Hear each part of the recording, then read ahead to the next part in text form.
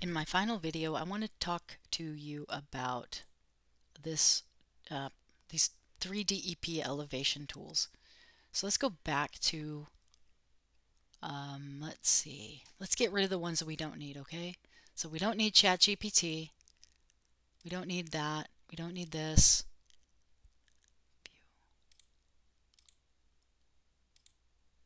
And view options, we don't need, okay.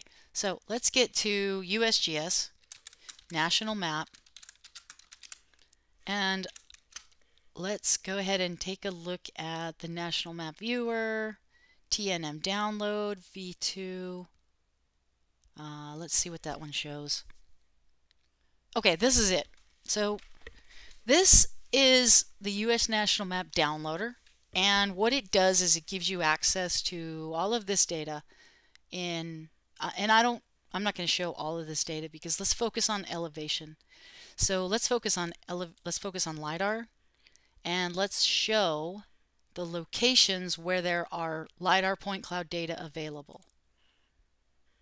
All right, and anything that any place that you see green, we have LiDAR point data available for the continental United States.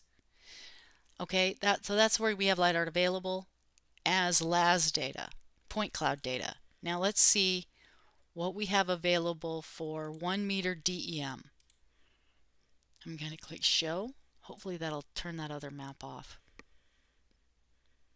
I'm sorry, I didn't. So let me go back to that other map and click hide. Okay, there. Now let's go to this one. Okay. Now this is where they have taken those LiDAR data sets and they have converted them to elevation TIFF. Okay, so this is where you can get a 1 meter TIFF, and this is where you can get, let's just take a look at some of these others, okay? This is where you can get, so you can get all of the United States, Canada, and Mexico as 1 arc second DEM, and 1/3 arc second you can get the US and Canada, or I'm sorry, I mean the US and Alaska. That's probably IFSAR data. And let's see. Whoops, I don't want to do that. I want to do this. And this will be places where you can get 1/9 arc second data. So let's hide this one. And let's try this one. Oh, that's only Alaska. Okay, so that's IFSAR Alaska. Okay. And then 5 meter DEM and then contours. Okay, so if you want good elevation data, you probably want, but you don't want to mess with it, you probably want the 1 meter DEM. And so if it has it in your area, you can get it off of this downloader. So I was looking in Oklahoma for some data that I wanted to download for Oklahoma, and it did not have the 1 meter DEM in my area. So I went to, let me hide that. So instead I went to the LiDAR data, but it did have, like if you look at your LiDAR data, it did have LiDAR coverage in my area. Now I don't know what the colors are, so you probably need to show the legend to see what the colors mean. And I know you can do that in here somewhere, but I'm not going to worry about that. So instead I got this point cloud data, and I think I had a KML,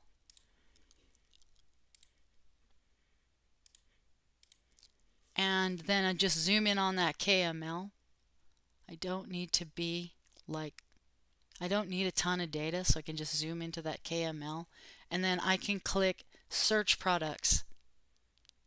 And the more you zoom in, the better your list will be. So like that's way too much data. So why don't I go back to data sets, zoom in a little better, whoops, and then try that again, and then search products. And then hopefully that's a lot better. So this is the data set that I need, and this is a LAZ file. So if I download that, I can pull that LAZ file into QGIS. QGIS just by drag and drop. And you can see in this LAZ file it has unclassified ground, low point, noise, water, and rail. So in this case, the only thing we have is unclassified and ground, and maybe it's missing something right there. I don't know what. Probably that looks like water to me. So let's grab this. Let's process this data.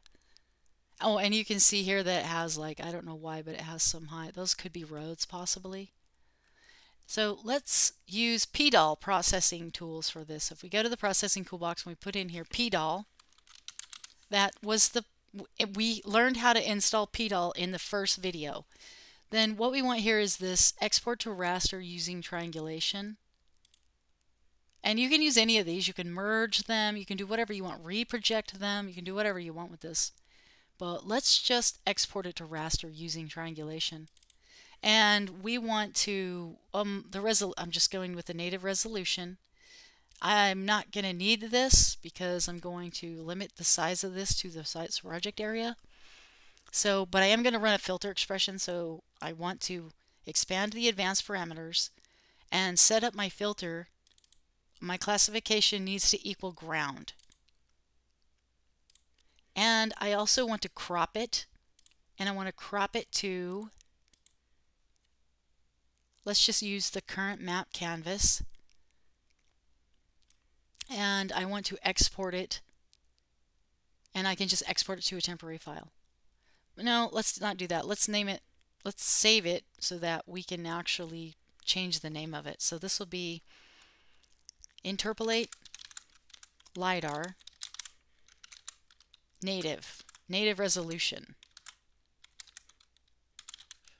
No, not native resolution. I'm sorry. I meant native coordinate system.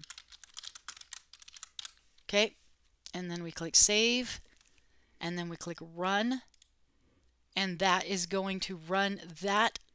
If you look at the log, that's going to run this algorithm, and so you can kind of see what it's doing here. And it gives you like some idea, you know, how many threads it used and how long it took and process complete, things like that. So you can track its progress. If you have a lot more data, you can track its progress through here. Now we'll close this and let's see what it gave us. Let's grab an image and let's turn off these guys and see what it gave us. Sorry, there. So you can see there's some roads. That's why that's high data, and it's why it's a little bit higher or lower or whatever. And you can see that it's in this resolution, or this data set is in the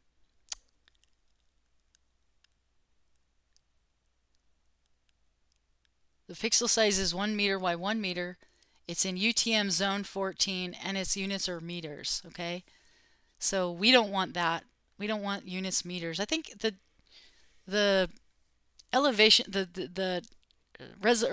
doesn't have to be in our resolution 2268 because our elevation processing tool uses a warp, which does that, that's exactly what a warp is it warps that. But we don't want our units to be in feet. We want our units to be in meters. So let's, first of all, I have to look up the unit conversion and grab this. I'm going to copy this real quick. And let's go back to QGIS and let's do a raster calculator. And we want this one, interpolate LiDAR native chord. And we want to be multiplying that by, whoops, not double multiplying it, just single multiplying it by this. And we also need to save that. Okay, so that's interpolate interp LiDAR, and this is native coordinate system, but it's in feet now, not its vertical units are now feet. Let's see if this works. And we click OK, and that processed that calculator. So now we want to use this to calculate our elevation for our grid. Let's see if it works. Now click OK. Now what it's done is it's warped. It hasn't worked, okay? It has not worked. So you do need to process it or export it into the correct coordinate system when you save the data. So let's go ahead and do that. You just take this file, export it, save as, and we're going to go with GeoTIFF, and we're going to keep this, right? We're going to keep that, but now we're not going to use native coordinates. We're going to use, this is going to be 2268, and it's in feet, not meters. And this will be, I think this can just be the same. This needs to go here, and this needs to go to, I think this can just go to OK, and that will process that data. So now we don't need this one. Now we run our elevation calculator, and we want this guy. I don't really know what the source value is, but it doesn't matter because there's nothing to fill. And we click OK. And now if you look at your, let's turn this off, and let's look at our, comp domain, and we can do this, and then that would be the elevation of your comp domain. Let's get rid of this satellite, it's distracting me. So zoom to layer, and you can see that this is the elevation in my comp domain. So now I went from so this was elevation 1 by 1 meter that I got from interpolating their LiDAR data. This is elevation converted to feet, and this is elevation converted. So this is the resolution of this one is, this was spatial and, sorry, this one is spatial and vertical and horizontal conversion to feet, and so my resolution starts to be closer to 3.28 or 3.82, yeah, closer to 3.28. And you can see that if you were to kind of set up like those same color, if you do pseudo hill shade or something, you can see that it's okay elevation data. It's not the best, but it's okay. It's definitely better than 30-meter DEM. Okay, and that's that. Now, let's do one more. What if you have elevation data that is point data, and you want to try to use this GDAL tool? This GDAL tool is kind of, I would say, I don't use this tool. And I don't recommend that you use it either because it's really slow. So, but for using on small things, it definitely does some cool stuff. And so you can explore the code and you can test it, but you cannot run this tool until you install Dask and Dask distributed. So I think we showed you that in video number 1, but it doesn't make any sense not to show it to you again because it's fairly simple. Let's see, where's that? Okay, there. So let's run the OSGEO shell, and again, if you don't have admin rights, you might want to get somebody to run this as administrator if it doesn't work. You'll know if it fails. It tells you that it can't access the internet. It'll give you an error message. So help activates it. Well, I mean, I don't know if you need to run help or not. I just always do. And then Dask and pip install Dask, and then pip install Dask distributed. And then you may need to restart QGIS. I don't think so, but you might. I don't know. And then we're done with that, so we can close that. And now the Dask, what Dask does is it sets up the pipelines so that it can run the code on multiple processors. That's all that Dask does. And it doesn't really do any good on this processor because this processing tool is so it's not optimized and it does not work very well. So that's why I recommend don't use this tool. Okay, so you're going to click it, and then you're going to set this either to a CSV file or a raster. And it doesn't matter if you set it to a raster because it's just going to convert it to a CSV file anyway. So let's just choose one of these. Let's use the one we were just working with.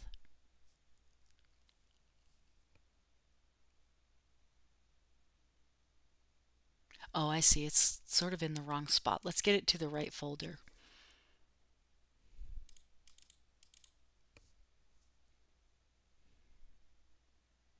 Okay, we have this one, 2868 feet. 2868 feet. Okay, this is our raster, and we'll just set up the resampling algorithm as average, and we'll click run. And it's doing that, and it did that. Now I know it did that really fast, but that's not hardly any data. And it's going to give you like some, okay, it's running this one, it's converting it to CSV. And then it's running the grid tool. And then finally it's probing the raster and sampling the raster. And normally you would do this if you had your data as a CSV file, but I didn't have data as a CSV file. So now I do. So now let's check and see, it actually made a CSV file of our raster data. So if we open that, now you'll see it running on a CSV file. So just click run, and you can see that it's just running it.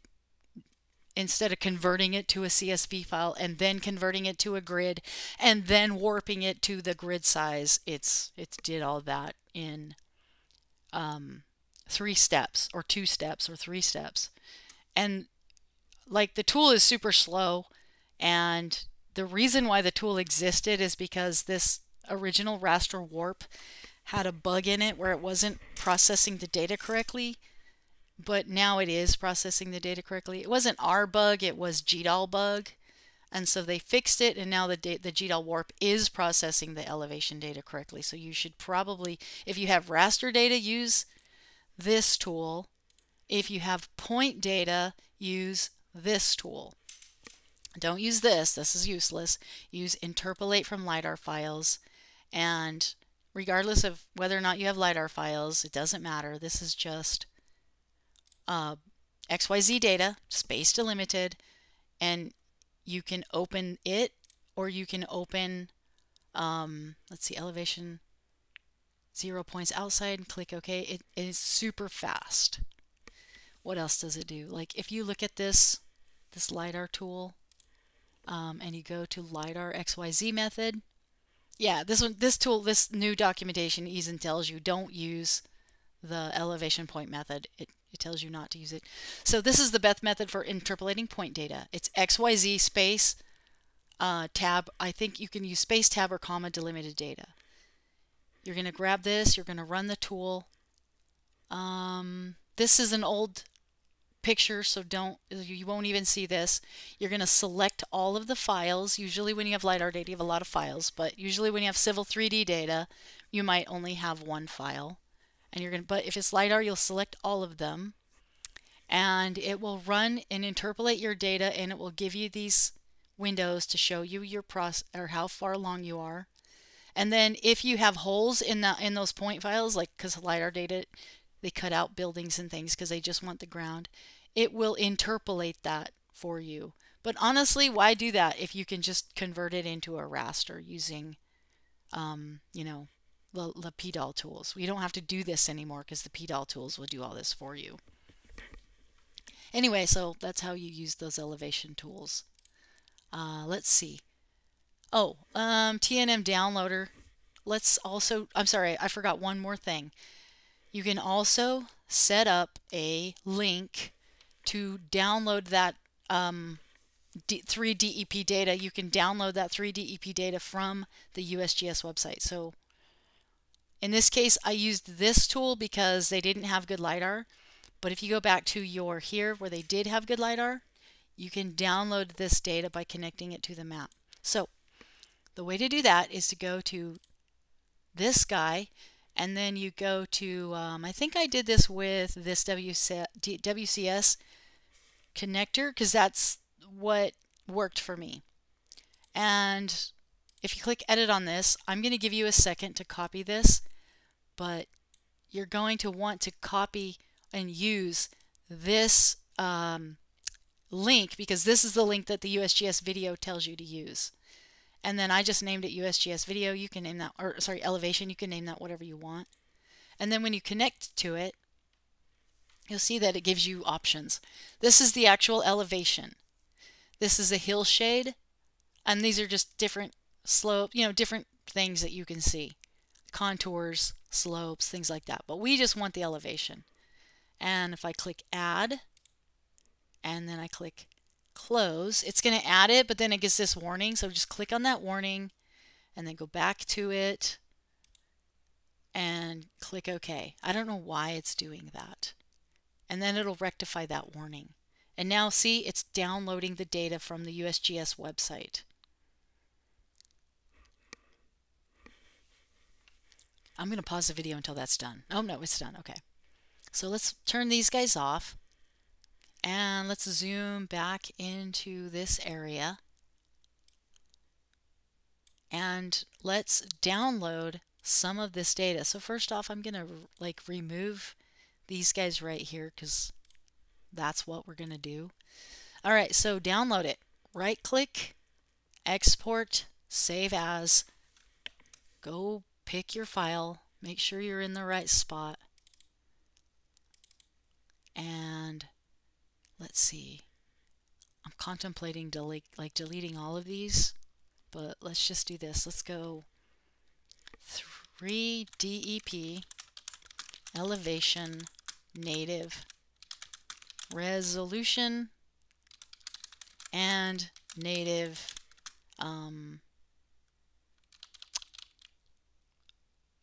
units, or let's just say meters. Okay. And see here, that's your thing here. And then this, we want to set this to the map canvas extent. That's important. And then we click OK. And now it's downloading that data. I'm going to pause the video until that's complete. Okay, that didn't take too long. That took a couple of minutes because it's a small project area. The larger your project, and sometimes you might have to do that in 2 steps and then merge those data sets. Okay, let's do a comparison between these 2 data files. First of all, let's turn this one off because we don't want that to be connecting and trying to load. We actually are done with that. Let's remove it. So that way we don't try to connect to that data anymore. Now this is meters. Now this is the elevation data that I send out with my project area, which is in feet, and the coordinate system is 2223. That's our, see, that's our US, or that's our self-help project coordinate system. It's kind of like an older NAD 83, Arizona Central in feet. And this one is, let's cancel that. Oh yeah, and the resolution of this one is 1 by 1 feet. So this is a bomb elevation data. This is as good as it gets. And this one is, so what we have here is meters. So our coordinate system is this is like UTM probably, and the coordinate system and the resolution is meters. Okay, so let's take a look at the differences. First of all, I'm going to pop this one into Hillshade, and I'm going to pop this one into Hillshade so that we can kind of get an idea of how. Wait, did that not work? Oh, I remember that one layer is still in here somewhere stuck. It's like this one right here. Let's do this. Let's try to get rid of that other one. Oh crap. Okay. Let me do a save. And I'm going to click yes. And hopefully that'll bring that layer got hidden for some reason and now I can't find it. Okay. All right, let's see if we got that back. Yeah, there it is. Okay, good. Let's get rid of this one. Oh no, wait, which one is it? It's okay. All right, we want to get rid of this one. Okay, so this is the elevation data that comes with the project. It's about 400 kilobytes, and this is the elevation data that we just downloaded from USGS. So, and it's a little bit more extensive. Let's zoom out, and you can see that it's a little bit more extensive because of our zoom extent. Okay, now let's look at the properties of this one. Let's see if we can see the file size. So that is 393 megabytes. So it's also pretty big. And this one is, wait a minute, 383 megabytes. Okay, so they're about the same size then. I actually thought that'd be a little bit smaller because it's a different resolution. Let me check that real quick. I don't trust that reading. Okay. Self-help. Okay, so this one is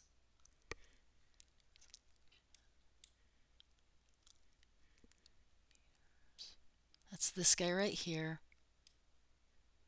Yeah, see, that's only 81 kilobytes, whereas our project data, which is in lesson 1, is about almost 500 kilobytes, 500,000 kilobytes. So the data is a little bit easier to package. It's a little bit smaller, so I would probably be happy to send that out with, but it's in the wrong coordinate system and it's in the wrong units. So let's warp it and convert it. So let's see. I don't actually use the warp tools. Let me pause and see if I can use the warp tools. Let me pause and see if I can show you how to do that.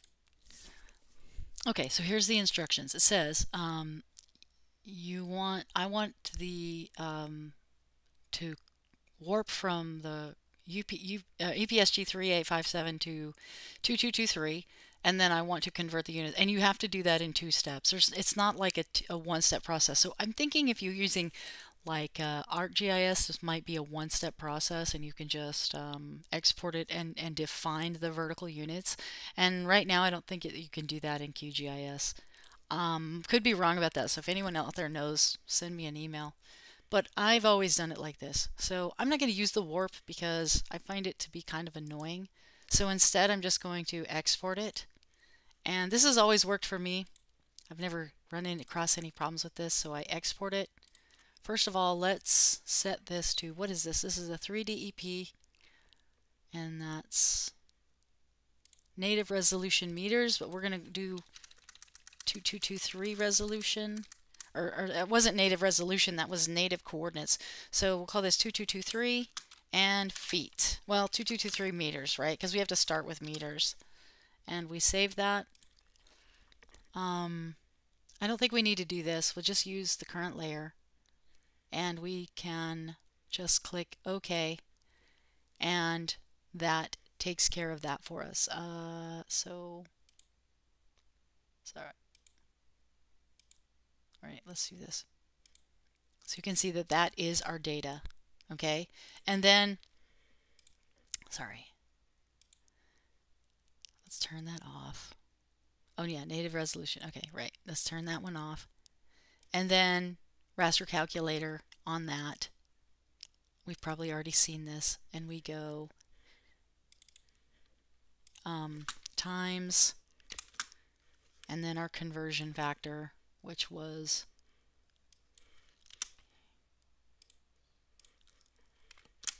and then click. Oh, then we got to do this. So one more time, we put that into 2223, but then we change this to feet. And yes, and OK. And now we remove all this other crap that we don't want, right? Right click R. Okay, and now we can hill shade it. And that's what I wanted to bring you to, this hill shade. And let's compare. Ooh, look at that. Interesting. So the data might be a little old, And look, it's taken out, it's like removed some of this stuff that's in the old data set, so that's interesting.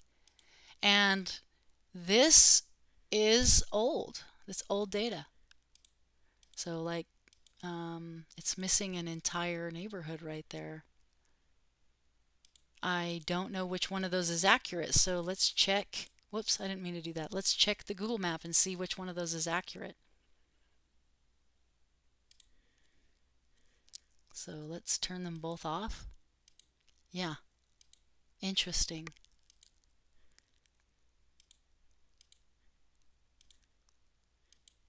So one of these data sets is not accurate.